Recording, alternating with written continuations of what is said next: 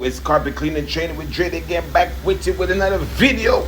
Yo, what's going on, people? We got to install some padding. Look at that. All right, they had a flood. Generally, if it's really bad, they would have to rip out the padding. So my job now is to reinstall it.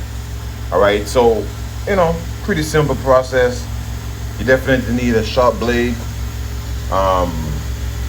Definitely measure so you don't waste your padding.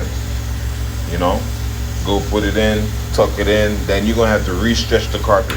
So you should know how to use your kicker and your steer tool. And remember what I said, you need a really sharp blade like that one. All right, so yeah, you measure out what you need, and then once you take it from there, you bring it in the house.